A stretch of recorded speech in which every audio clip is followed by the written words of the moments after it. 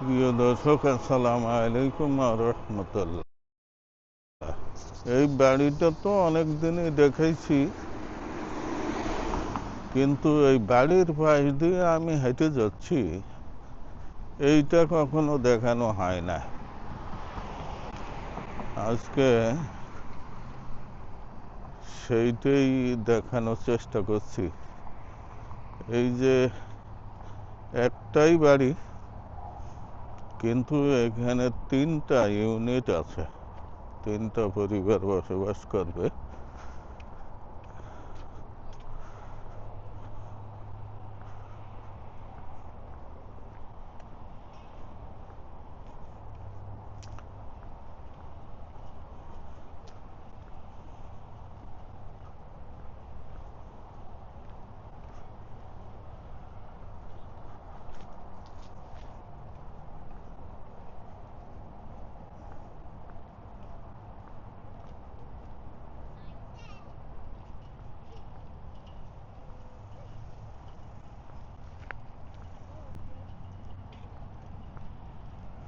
যেহেতু 3টা আছে,